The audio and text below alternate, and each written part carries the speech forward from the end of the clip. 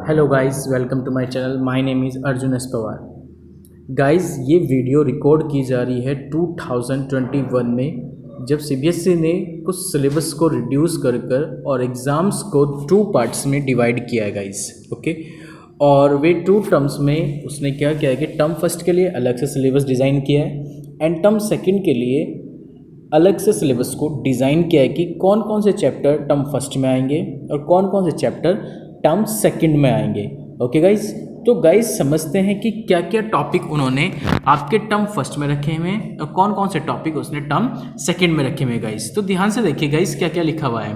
देखिए, class 12th का syllabus है, काफ़ी इंपॉर्टेंट सिलेबस है गाइस। ये आपको पढ़ना पड़ेगा बहुत ही ध्यान से, क्योंकि आपके काम की चीज़ें चलने वाली है अब इसमें। देखिए क्या लिखा है क्लास 12th में कि भाई टर्म फर्स्ट के लिए बारे में डिस्कस करें 2021 एंड 22 के बारे में, जिसमें पेपर 1 पेपर होना है। ये 90 मिनट्स का पेपर होगा और मार्क्स होंगे मैक्सिमम मार्क्स 40 मार्क्स का, यानी मैक्सिमम 40 मार्क्स का ये पेपर होने वाला है। पहला पेपर होगा जो 90 मिनट्स होगा और ये पेपर डिज़ाइन किया जा सकता है MCQ। वैसे तो ध्यान रखना है, ये मोस्टली MCQ ही टाइप का कॉन्सेप्ट आएगा आपके पास, क्योंकि इसका जो पेपर डिज़ाइन किया जाएगा 40 मार्क्स का वो MCQ में किया जाएगा गाइस। ठीक है, तो ये चीज़ ध्यान रखेंगे, ये MCQ पैटर्न पर होगा टर्म फर्स्ट का पेपर। टर्म सेकंड का पेपर किस लेवल पर होना है, कैसा पैटर्न बनेगा उसका, वो भी मैं अभी आपसे डिस्कस करने वाला हूँ। पहले ये समझते हैं गाइस, टर्म फर्स्ट में आपके यहाँ पर कौन कौन से सिलेबस डिज़ाइन किए गए हैं और उनमें से कितना पोर्शन डिलीट किया गया है, आइए समझते हैं। ये chapter number 1 relations and function, ये यूनिट्स लिखी हुई है, सॉरी, तो यूनिट्स में बोल रहा है कि रिलेशंस एंड फंक्शन जो आने वाला है वो 8 मार्क्स का आएगा आपके पास। एलजेब्रा में कौन कौन से चैप्टर आएंगे ये सब मैं अभी आपसे डिस्कस करने वाला हूँ गाइस। उसमें बताया उसने मुझे 10 ये मार्क्स का आएगा। कैलकुलस, जो कैलकुलस है वो कितने मार्क्स की आने वाली है 17, यानी इनमें कौन कौन से चैप्टर आएंगे कैलकुलस के अंदर वो मैं अभी आपसे डिस्कस करूंगा। लीनियर प्रोग्रामिंग प्रॉब्लम ये आने वाली है आपके पास 5 मार्क्स की गाइस। तो इस तरह से टोटल मार्क्स होते हैं आपके पास 40। तो उम्मीद करता हूँ कि 40 मार्क्स का डिजाइन आप समझ में आ गया होगा। और 10 मार्क्स का आपके पास होने वाला है इंटरनल असेसमेंट। ओके गाइस, कितने मार्क्स का होने वाला है 10 मार्क्स का इंटरनल असेसमेंट। तो गाइस 40 मार्क्स का आपका सिलेबस टर्म फर्स्ट का और 10 मार्क्स का इंटरनल असेसमेंट, टोटल मिलाकर होगा 50 मार्क्स। और ये जो इंटरनल असेसमेंट है, ठीक है, ये कैसे डिज़ाइन किया जाएगा ये भी मैं आपको इस वीडियो में ही डिस्कस करूँगा। तो लास्ट तक देखते रहना कि क्या क्या आपका सिलेबस में से क्या क्या चीज़ रिड्यूस की गई है गाइस। आइए उस बात को हम अच्छे से समझेंगे गाइस। देखिए, सबसे पहले जो यूनिट हमने पढ़ी है फर्स्ट रिलेशन एंड फंक्शन, देखिए वो कितने मार्क्स की आ रही है। रिलेशन एंड फंक्शन 8 मार्क्स की है गाइस। ठीक है, कितने मार्क्स की आ रही है 8 मार्क्स की आ रही है। उसमें क्या क्या चीज़ अब आपके पास है रिलेशन एंड फंक्शन में, देखिए गाइस रिलेशन फंक्शन में आपके पास है, रिलेशन फंक्शन में types of relation, reflexive, symmetric, transitive, equivalence relation and 1 to 1 and onto function. It's a very important guys. Types of relations में क्या क्या आना, रिलेशन में क्या क्या कंडीशन है। जो रिलेशन एंड फंक्शन वाला चैप्टर है उसमें उसने बताया आपको केवल एक तो रिलेशन के टाइप्स आने, रिफ्लेक्सिव आना है, सिमेट्रिक आना है, ट्रांजिटिव आना है एंड इक्विवेलेंस रिलेशंस आना है एंड 1 से 1 to मैपिंग आनी है एंड ऑन टू मैपिंग आनी है। मैपिंग मतलब फंक्शंस आने हैं। ठीक है, और इसी में रिलेशन फंक्शन में एक चैप्टर आता है दूसरा इनवर्स ट्रिग्नोमेट्री फंक्शन।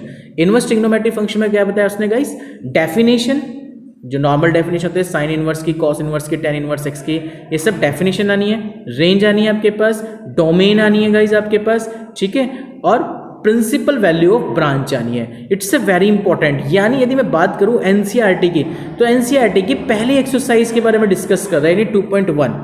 जो 2.2 जो प्रॉपर्टीज टाइप की जो एक्सरसाइज है वो नहीं आएगी अब आपके यहाँ पर। ठीक है, तो इनवर्स ट्रिग्नोमेट्री फंक्शन में केवल आपका सिलेबस क्या डिजाइन किया गया, ओनली जो 2.1 एक्सरसाइज है, यानी जो प्रॉपर्टीज से पहली वाली एक्सरसाइज है जिसमें डोमेन, रेंज, आप प्रिंसिपल वैल्यू ऑफ ब्रांच पढ़ेंगे, केवल वो एक्सरसाइज है गाइस अब आपके पास। ठीक है ना, तो ये भी मुझे लगता है कि आपको समझ में आ गया। तो ये जो पूरा रिलेशन फंक्शन का टॉपिक है ये टोटल 8 मार्क्स का आ गया आपके पास। जो नेक्स्ट यूनिट होने वाली है देखो क्या लिखी हुई है, एलजेब्रा। एलजेब्रा है 10 मार्क्स की। कितने मार्क्स की आने वाली गाइस आपके पास 10 मार्क्स की। अब ये 10 मार्क्स में क्या क्या आने वाला है आइए इसके बारे में डिस्कस करते हैं। एलजेब्रा है, सबसे पहले आता है matrices.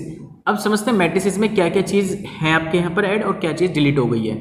Concept, notations, order, equality, ठीक है, types of matrices, zero matrix, identity matrix, transpose matrix, symmetric matrix, skew symmetric matrix operation of a matrix on addition and multiplications and with scalar simple operation, addition multiplication, scalar multiplication, commutative or multiplication of matrices, inversible matrices, ठीक है. And here all matrices will have real entries. It means आपको इन्वर्सेबल matrices find out करना, लिखा हुआ देखो उसने यहाँ पे इन्वर्सेबल मैट्रिसेस, ठीक है. तो गाइज ये मैट्रिसेस का पूरा कॉन्सेप्ट है, इसमें से कुछ भी चीज़ डिलीट नहीं हुई है. लेकिन यदि हम इसमें बात को समझने की कोशिश करें, जो इन्वर्सेबल मैट्रिसेस है, देखिए इन्वर्सेबल मैट्रिसेस हमारे यहाँ पर एलिमेंट्री रो ट्रांसफॉर्मेशन से भी दिया गया है. तो आप उस प्रॉपर्टीज़ को भी करके जाएंगे, क्योंकि देखो इसमें सिलेबस में डिलीट नहीं लिखा हुआ, इसमें लिखा इन्वर्सेबल मैट्रिसेस. तो इन्वर्सेबल मैट्रिसेस का मतलब मैट्रिसेस में केवल एलिमेंट्री रो ट्रांसफॉर्मेशन या एलिमेंट्री कॉलम ट्रांसफॉर्मेशन से आप इन्वर्स फाइंड आउट करते हैं. तो गाइज यानी इसमें से भी कोई चीज़ डिलीट नहीं हुई है अभी तक, तो अलजेब्रा वाले मैट्रिसेस वाले पार्ट में से, ठीक है गाइज. तो इसमें सभी आएंगे. इसी अलजेब्रा में आता है नेक्स्ट पॉइंट, डिटर्मिनेंट्स. डेट में क्या क्या चीज़ आएंगी वो समझते हैं अब गाइज. देखिए डेट के पोर्शन में 3x3 का मैट्रिक्स स्क्वायर मैट्रिक्स आएगा. कोफैक्टर्स आपसे पूछे गए हैं, माइनर्स पूछा गया है आपसे. Application of determinant in finding the area of triangle पूछा गया. एडजॉइंट है, उसका इनवर्स ऑफ स्क्वायर मैट्रिक्स है. सॉल्विंग सिस्टम है of linear equation in 2 variable in 3 variables का, having unique solution and using inverse of a matrix है, ठीक है गाइज. तो यानी इसमें से जो चैप्टर डिलीट हुआ, सॉरी जो टॉपिक डिलीट हुआ है वो हुआ है गाइज प्रॉपर्टीज ऑफ डिटर्मिनेंट. वो यहाँ से डिलीट कर दिया गया है, प्रॉपर्टीज ऑफ डिलीट, ठीक है ना. प्रॉपर्टीज ऑफ डिटर्मिनेंट वो यहाँ से डिलीट हो गए, जिसमें आप ऑपरेशन अप्लाई करेंगे, परफॉर्मिंग अप्लाई करते थे, वो डिलीट कर दिया गया है डिटर्मिनेंट में से. यानी यदि मैं बात करूँ एनसीईआरटी की, तो एनसीईआरटी की सेकंड एक्सरसाइज पूरी की पूरी यहाँ से डिलीट कर दी गई है, जो प्रॉपर्टी से रिलेटेड थी. ओके गाइस, तो उम्मीद करता हूँ ये भी आपको अलजेब्रा का पोर्शन क्लियर हुआ होगा, जो कितने मार्क्स का था गाइस, जब मैंने डिस्कस किया था आपसे 10 मार्क्स का, ठीक है. अब जब मूव करने जा रहे हैं, वो करने जा रहे हैं कैलकुलस की तरफ. It's a very important role play करने वाली है कैलकुलस. अब इसमें समझेंगे गाइस क्या है कैलकुलस का पोर्शन. देखिए गाइस, मैं बात करूं यदि आपसे क्वांटिटी एंड डिफरेंशियबिलिटी, तो क्वांटिटी एंड डिफरेंशियबिलिटी में क्या क्या है. कैलकुलस 17 मार्क्स की गाइस, कितने मार्क्स की आनी है, 17 मार्क्स की आनी है. देखिए क्वांटिटी एंड डिफरेंशियबिलिटी में क्या क्या कह रहा है. क्वांटिटी एंड डिफरेंशियबिलिटी आएगी, derivative of a composite function, chain rule आना है, डेरिवेटिव ऑफ इनवर्स आना है, trigonometric function, derivative of implicit function, concept of exponential function and logarithmic function. यानी इसमें से कोई चीज़ डिलीट नहीं हुई है. चैप्टर नंबर 5 पूरा एज इट इज आना है, उसमें कोई भी चीज़ चेंज नहीं है गाइस, ठीक है. वो कंप्लीटली आना है. नीचे भी लिखा हुआ देखो, derivatives of A logarithmic and exponential function, logarithmic differentiations, derivatives functions and expressed in a parametric forms and second order derivatives. ये टोटल सारा आना है. चैप्टर नंबर 5 कंप्लीटली आना है आपके पास, इसमें से कोई भी चीज़ डिलीट नहीं की गई है गाइस, ठीक है ना. इसमें एक हेडिंग देखिए, ये आ रहा है इनवर्स ट्रिग्नोमेट्री फंक्शंस. तो गाइज अब एक बात समझ के चलेंगे, जब आपने ITF वाला चैप्टर पढ़ा था इनवर्स ट्रिग्नोमेट्री फंक्शन गाइज, तो उस इनवर्स ट्रिग्नोमेट्री फंक्शन में जो एनसीईआरटी की सेकेंड एक्सरसाइज थी ना, वो यहाँ काम आएगी अब आपके लिए. वहां से तो उन्होंने डिलीट कर दी है, लेकिन आपको इनवर्स ट्रिग्नोमेट्री फंक्शंस की सेकंड एक्सरसाइज यानी properties of inverse trigonometry functions, आपको इसके लिए जरूर पढ़ना पड़ेगा कॉन्टिन्यूटी के लिए. तो गाइस ध्यान रखेंगे, जो चीज़ वहां से उन्होंने डिलीट किया ना, यानी वो फिर से मूव होकर आपके पास आ गया, तो इसलिए इस चीज़ का ध्यान रखना है आपको. तो ये आपका सिलेबस में है ITF, लेकिन चैप्टर में बात करूँ तो ITF में केवल एनसीईआरटी की पहली एक्सरसाइज, ठीक है. लेकिन क्वांटिटी एंड डिफरेंशियबिलिटी में बात करूं तो उसमें एक आपके पास जो टॉपिक आ रहा है ये वाला inverse derivative of inverse trigonometry function, तो उसमें क्या काम होगा, ITF की जो सेकंड एक्सरसाइज है, it means properties of inverse trigonometry function, वो यूज होगी इसमें. ओके गाइस, तो यानी उसको आपको पढ़ना ही पड़ेगा, ठीक. उस चैप्टर के लिए नहीं तो इस चैप्टर के लिए तो आपको पढ़ना ही पड़ेगा गाइस. देखिए यहाँ तो CBSE ने आपको फंसा दिया है, ठीक है. अब बात करता हूँ यदि मैं एप्लीकेशंस ऑफ डेरिवेटिव्स की, तो एप्लीकेशंस ऑफ डेरिवेटिव्स में आपके यहाँ पर 5 कॉन्सेप्ट थे, यानी 5 टॉपिक्स थे. अब उसमें से क्या क्या आपके डिज़ाइन किया उन्होंने सिलेबस में, देखते हैं. Applications of derivatives, increasing decreasing fractions, tangent normals, maxima and minima first derivative and second derivative, दोनों डेरिवेटिव टेस्ट पर आएगा. सिंपल प्रॉब्लम्स होगी, illustrative basic principles and understanding of the subject as well as real life situations, यानी word problem भी आएगी. देख लिया उन्होंने, सीधे सीधा लिख रखा है, as well as real life situation से कनेक्ट करके। तो गाइस ये भी एक सिंपल प्रॉब्लम्स आपके वहाँ पे डिज़ाइन की जाएगी गाइस। यानी उसमें 5 टॉपिक थे जो डिलीट करके 2 टॉपिक डिलीट कर दिए, रेट ऑफ चेंज का टॉपिक डिलीट हो गया आपके पास, और एक हो गया अप्रोक्सीमेशन। केवल 3 टॉपिक रह गए, increasing decreasing function, tangent normals function guys, and maxima and minima guys. तो उम्मीद करता हूँ ये भी आपको बहुत अच्छे समझ में आई होगी गाइस। तो ये कैलकुलस का 17 मार्क्स का टॉपिक है पूरा का पूरा जो आपके पास है। Chapter number 5 complete. Chapter number 6 में केवल 3 टॉपिक आने, increasing decreasing, maxima minima and tangent and normals, और कुछ सिंपल सी प्रॉब्लम्स, ठीक है, जो लाइफ से कनेक्टेड होगी। उसके बाद आती है लीनियर प्रोग्रामिंग प्रॉब्लम, जो कि कितने मार्क्स की आने वाली है? 5 मार्क्स की आने वाली है गाइस। कितने मार्क्स की है? 5 मार्क्स की। बहुत छोटा सा कॉन्सेप्ट है। क्या क्या कह रहा है? एक तो इंट्रोडक्शन लीनियर प्रोग्रामिंग का, related terminology such as a constant, objective function, optimization, different types of linear programming problems, graphical method, solution into variable, feasible and infeasible region, bounded feasible and infeasible solution, optimal feasible solution up to 3 non trivial constants. तो ये वाली exercise आने वाली है guys. लेकिन इसमें ध्यान रखेंगे आपको, इसमें 2 टाइप के मेथड होते हैं। एक तो प्रोग्राम आपको मिलेगा बना बनाया, प्रोग्राम आपको मिलेगा बना बनाया। जब आप वीडियो देखेंगे तो उसमें जब मैं डिस्कस करूँ तो उसमें क्या होगा गाइज, आपको प्रोग्राम एज इट इज मिलेगा बना हुआ, आपको उसको आगे सॉल्व करना होगा ग्राफिकल मेथड की हेल्प से। एक क्या होगा आपके पास इसमें, दूसरा जो मेथड होगा, दूसरा मेथड होगा गाइज आपके पास इसमें लैंग्वेज यानी वर्ड का। वर्ड को क्या करना होगा, वर्ड को पहले आप रीड करेंगे, लैंग्वेज को रीड करने के बाद फिर आप उसे कन्वर्ट करेंगे। कौन सी फॉर्म में कन्वर्ट करेंगे? आप उसे फिर प्रोग्राम की फॉर्म में, यानी फिर आप प्रोग्राम बनाएंगे, यानी वर्ड की हेल्प से प्रोग्राम बनाना, ठीक है। ये लीनियर प्रोग्रामिंग के अंदर तो 2 टाइपिंग है उसमें। आपको वैसे तो ट्रांसपोर्टेशंस उसमें आता है, फूड वाला कॉन्सेप्ट आता है, तो उसमें इस तरह की कोई कंडीशन लिखी भी नहीं है। यदि जो मैं इसमें समझ पा रहा हूँ, जो लीनियर प्रोग्रामिंग का जो सिलेबस है गाइस, तो इसमें इस तरह की कोई कंडीशन नहीं है कि ट्रांसपोर्ट से रिलेटेड आ जाए या डाइट से क्वेश्चन रिलेटेड प्रॉब्लम्स आ जाएं। तो इस तरह की जो कंडीशन है वो नहीं है आपके यहाँ पर, यानी जो वर्ड प्रॉब्लम के क्वेश्चन है वो नहीं दे रखे इन्होंने गाइस। अब पीरियोडिक टेस्ट उसने बताए 10 मार्क्स के जो होने, पीरियोडिक टेस्ट 5 मार्क्स का होना है इंटरनल असेसमेंट में, और मैथमेटिक्स एक्टिविटी लैब मैनुअल मिलाकर 5 मार्क्स की वो आनी है। तो टोटल मिलाकर 10 मार्क्स ये हो गए। अब ये डिपेंड करता है स्कूल्स पे, ये डिपेंड करता है स्कूल्स पे कि स्कूल कैसे डिज़ाइन करना चाहता है इंटरनल असेसमेंट्स को, ठीक है। बाइफरकेट वो इसी के अकॉर्डिंग कर देगा, डोंट वरी। तो गाइज ये था आपके पास टर्म फर्स्ट का सिलेबस जो मैंने अभी डिस्कस किया, जिसमें टर्म फर्स्ट में मैंने आपको अभी बताया कि जो रिलेशन एंड फंक्शन है 8 मार्क्स का, अलजेब्रा 10 मार्क्स की, कैलकुलस 17 मार्क्स का, लीनियर प्रोग्रामिंग 5 मार्क्स का। इस तरह से 40 मार्क्स के डिज़ाइन हो गए आपके पास, और 10 मार्क्स का इंटरनल असेसमेंट। अब मैं यदि बात करूँ टर्म सेकेंड की, ठीक है, टर्म सेकेंड क्या कह रहा है? टर्म सेकेंड में 1 पेपर होगा, ठीक है, मैक्सिमम 40 मार्क्स का होगा।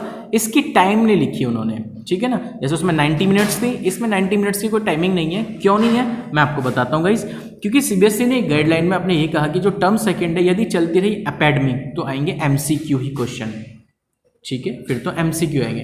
लेकिन यदि एकेडमिक का थोड़ा सा यदि जो स्टेटस है वो डाउन हो जाता है, ठीक है, यानी आपके एरिया में या उस एरिया में एकेडमिक के यानी केसेस कम आने शुरू हो गए और पेपर कंडक्ट होता है, तो उसमें 2 तरह के पेपर में 2 टाइप के क्वेश्चन डिजाइन किए जाएंगे, एक तो MCQ, एक डेस्क्रिप्टिव, ठीक है, डेस्क्रिप्टिव पोर्शन। ये दोनों ही फिर उसके अंदर आएंगे पेपर में। फिर ये पेपर 2 आवर्स का होगा, ठीक है, कितने आवर्स का होगा? फिर ये 2 आवर्स का पेपर डिजाइन किया जाएगा फिर ये, ठीक है। यहाँ तक की उम्मीद है कि आपको बात मेरी समझ में आई होगी टर्म सेकेंड को लेकर गाइस, ठीक है। अब मैं यदि बात करूँ आपसे टर्म सेकेंड में कौन सा सिलेबस अब कितने कितने मार्क्स का आ रहा है। देखिए कैलकुलस हमने वहाँ पे पढ़ी थी 5 और 6 चैप्टर जो NCERT के थे, ये 17 मार्क्स के थे वहाँ पे, यानी आपकी फर्स्ट बुक खत्म होगी गाइस। कौन सी बुक खत्म हो गई? First book. सेकंड बुक में कैलकुलस बता रहा है कि कितने मार्क्स की आएगी। सेकंड बुक में कैलकुलस 18 मार्क्स की, 17 की वहाँ चुकी थी, 18 मार्क्स की, टोटल 35 मार्क्स की वैसे भी डिज़ाइन की गई CBSE के अनुसार, वैसे भी डिज़ाइन किया गया था, ठीक है गाइस। तो ये 18 मार्क्स की आएगी। वेक्टर एंड 3D 14 मार्क्स का आएगा आपके यहाँ पर। प्रोबेबिलिटी 8 मार्क्स की आएगी गाइस। तो टोटल मिलाकर ये हो गया आपके पास 40 मार्क्स। सिलेबस बहुत कम रहेगा अब आपके पास, सिलेबस ज़्यादा बर्डन का नहीं है। Calculus, vector and 3D and probability मिलकर जो आने वाली है यूनिट्स में 40 मार्क्स की आने वाली है, और इंटरनल असेसमेंट वही गाइस 10 मार्क्स का। अब इसमें देखते हैं क्या क्या चीज़ उन्होंने डिलीट की है, क्या नहीं की है, उसे समझते हैं। जैसे इंटीग्रल पढ़ रहे हैं हम कैलकुलस का, तो इंटीग्रल में integration of inverse process of differentiations, integration of variety of a function by substitutions, by partial function by parts, evolution of simple integrals, the following types of problems based। तो integral में ये parts आपके पास partial fraction by parts है, evolution of simple integration of the following types of problem based on them, this type के concept हो गए आपके पास guys, ये सभी हैं। Fundamental theorem of calculus without proof, basic properties of definite integration and evolution of definite integrals. Completely ये integral भी, इसमें कोई दिक्कत वाली बात नहीं है गाइस, ठीक है, ये भी आपको सारा कंप्लीट करके आना है, इसमें भी कोई दिक्कत नहीं है। एप्लीकेशंस ऑफ द इंटीग्रल्स, इसमें देखते हैं क्या है, जैसे पिछले साल एप्लीकेशंस ऑफ इंटीग्रल में से 2 कर्व के बिटवीन जो रीजन सेलेक्ट करना था वो डिलीट हो गया था। अब देखते हैं या नहीं है इसमें गाइस। तो उसमें लिखा है application in finding the area under simple curves, especially lines, parabolas, area of circle, ellipse in standard form only, the region should be clearly identifiable. यानी आपको application finding the area under simple curves, simple curve के between under है, especially line, parabola, area of circle, ellipse in standard form only, the region should be clearly identify. यानी सीधी सी बात है, इसमें से डिलीट किया इन्होंने, 2 कर्व्स के बिटवीन रीजन नहीं आएगा। इसको मैं आपको एक बार बताता हूँ इस चीज़ को, जो एप्लीकेशन ऑफ इंटीग्रल्स हैं इसमें 2 टाइप के कॉन्सेप्ट होते हैं। एक होता है सिंपल कर्व का क्वेश्चन जो उसमें लिखा हुआ भी है, एक होता है 2 कर्वों के बिटवीन रीजन सेलेक्ट करना। तो उम्मीद है कि 2 कर्वों के बिटवीन ही आपको फाइंड आउट करने के लिए मना कर रहा है। तो बाकी नेक्स्ट जो है डिफरेंशियल इक्वेशंस है। डिफरेंशियल इक्वेशन में कौन कौन सा टॉपिक्स आने हैं, कह रहा है कि ऑर्डर एंड डिग्री आनी है, general particular solution of differential equation है, solution of a differential equation by method, by separation variable method, homogeneous differential method, first order first degree का हो गया, solution of linear differential equation है। यानी ये भी चैप्टर कंप्लीटली आपके पास आने वाला है गाइस, यानी इसमें से कोई डिलीट नहीं हुआ। तो यदि हम इस चीज़ को ऑब्जर्व करें, डिफरेंशियल इक्वेशन कंप्लीटली आपसे पूछी जाएगी, जो इसमें लैंग्वेज के क्वेश्चन है केवल वो डिलीट कर दिए गए गाइस, क्या कर दिए गए, वही चीज़ आपके यहाँ पर डिलीट कर दिए गए लैंग्वेज के क्वेश्चन को डिफरेंशियल इक्वेशन में से, ठीक है। क्योंकि इसमें जो होता है ना, आपको मैं रियलिटी बताऊं, जो डिफरेंशियल इक्वेशन का जो टॉपिक होता है उसमें ऑर्डर एंड डिग्री का टॉपिक होता था, general and particular solution of differential equation आती थी, जनरल सॉल्यूशन, पर्टिकुलर सॉल्यूशन, यानी कांस्टेंट क्वांटिटी की वैल्यूज भी फाइंड आउट करनी आ गई, नहीं आर्बिट्रेरी जो कांस्टेंट होते थे, यानी इसमें से कोई भी चीज़ डिलीट नहीं हुई इस डिफरेंशियल इक्वेशन में से। अब बात करते हैं वेक्टर्स एंड 3D की। वेक्टर्स और 3D में काफ़ी लंबा पोर्शन है, इसमें टोटल सभी हैं आपके पास। क्या क्या चीज़ है कि भाई वेक्टर्स एंड स्केलर है, magnitude of direction of vector है, डायरेक्शन कोसाइंस है, डायरेक्शन रेशोज है, टाइप्स ऑफ वेक्टर है, equal vector, unit vector, zero vector, parallel vector, collinear vector, position vector of point है, नेगेटिव ऑफ वेक्टर है, components of vector है, addition of vector है, multiplication of vectors है, position vectors of a point dividing the line segment in A given ratio है, geometrically interpretation है, properties and application of scalar यानी dot product है, and cross product है। इसमें scalar triple product नहीं है guys, यानी जो एनसीईआरटी की सप्लीमेंट्री एक्सरसाइज होती है ना, स्केलर ट्रिपल प्रोडक्ट एसटीपी, ये नहीं है आपके सिलेबस में, ये डिलीट हो रहा है गाइस इसमें से, ठीक है। तो वेक्टर में से समझ में आएगा कि आप कौन सा पोर्शन डिलीट है, सप्लीमेंट्री का डिलीट है, एनसीईआरटी का कंप्लीट है। जो एनसीईआरटी की जो सप्लीमेंट्री एक्सरसाइज होती है ना पीछे, वो स्केलर ट्रिपल प्रोडक्ट वो इन्होंने डिलीट किया हुआ, केवल क्रॉस प्रोडक्ट है और डॉट प्रोडक्ट का और नॉर्मल सा कॉन्सेप्ट है बस, ठीक है ना। अब बात करो यदि मैं प्रोबेबिलिटी प्लेन की, प्लेन में क्या क्या चीज़ है, 3 डायमेंशन ज्योमेट्री, डीसीज है यानी डायरेक्शन कोसाइंस है, डायरेक्शन रेशियोज है, ठीक है, Cartesian equation and vector equation of line है, कोप्लेनर एंड स्क्यू लाइन है आपके पास, शॉर्ट एंड डिस्टेंस है आपके पास, Cartesian and vector equation of a plane है, distance of a point from a plane है। यानी इसमें से जो टॉपिक डिलीट किया गया है वो किया गया है एंगल्स के, कि लाइन के बिटवीन एंगल्स, लाइन और प्लेन के बिटवीन एंगल्स, प्लेन और प्लेन के बिटवीन एंगल्स का ये टॉपिक डिलीट कर दिया गया है इसमें से, यानी एंगल्स के टॉपिक डिलीट हो गए हैं, ठीक है गाइस। नेक्स्ट है प्रोबेबिलिटी। प्रोबेबिलिटी में देखिए क्या क्या आने वाला है आपके पास। प्रोबेबिलिटी में condition probability, multiplication theorem on probability, independent event, total probability यानी Bayes theorem, random variable and its a probability distribution. लेकिन इसमें से भी एक टॉपिक डिलीट किया गया है बाइनोमियल डिस्ट्रीब्यूशन का, जो पिछले साल भी डिलीट था और इस साल भी डिलीट कर दिया गया है। बाइनोमियल डिस्ट्रीब्यूशन का टॉपिक इसमें से डिलीट है। तो प्रोबेबिलिटी के बाकी सभी टॉपिक्स आपके यहाँ पर आने हैं गाइस। तो गाइस ये थे आपके पास टर्म सेकंड का सिलेबस जो सीबीएसई ने डिज़ाइन किया था, जिसमें पीरियोडिक टेस्ट वही 5 मार्क्स का आना है, लैब मैनुअल एक्टिविटी ये भी 5 मार्क्स की रहेगी। ये डिपेंड करेगा स्कूल्स की टर्म्स पर कि स्कूल कैसे कंडक्ट करना चाहते हैं गाइस, ठीक है। तो ये था गाइस आपके पास जो कि सिलेबस उन्होंने डिज़ाइन किया गया है, ठीक है। तो अब आप देखिए आपके पास जो रेफरेंस बुक हैं, जो प्रेस्क्राइब बुक्स बताइए सीबीएसई ने जो बता रही है प्रेस्क्राइब बुक्स, वो क्या बता रही है गाइस आपके लिए, भाई 12th क्लास के और 11th क्लास के लिए दोनों के लिए एनसीईआरटी पब्लिकेशन, और साथ में ध्यान रखना एग्जाम्पलर, ये इंपॉर्टेंट आती है क्योंकि सीबीएसई एग्जाम्पलर की बुक को भी अपने साथ रखती हैं। ये चीज़ ध्यान रखेंगे कि एनसीईआरटी की बुक और साथ में एनसीईआरटी एग्जाम्पलर आपके पास होना चाहिए गाइस, ठीक है। सीबीएसई के lab manual according to schools होते हैं, या एनसीईआरटी की बुक्स भी लगा सकते हैं आप, जो एनसीईआरटी की आती है लैब मैनुअल वो भी आप कर सकते हैं, ठीक है गाइस। तो ये थी सारी बातें डिस्कशन जो सीबीएसई के अकॉर्डिंग सिलेबस में डिज़ाइन की गई थी। यदि गाइस जैसे कि इसमें एक टॉपिक में अभी कंफ्यूजन है, जैसे कि रिड्यूस वाला सिलेबस आता है वहाँ पे और डिटेल्स आएगी रिड्यूस की सीबीएसई के अकॉर्डिंग, तो मैं वहाँ पे और भी डिस्कस कर दूंगा कि क्या क्या टॉपिक आपके रिड्यूस किए गए हैं, अलग से एक वीडियो बनाकर उसे भी मैं अपलोड कर दूंगा, ठीक है। आज के लिए इतना ही guys, thank you so much. Video पसंद आए तो लाइक एंड शेयर जरूर करें, और ये बेसिक नॉलेज है आपके पास जो सिलेबस जो आपको अपडेट किया गया है। Okay guys, thank you so much guys, thank you.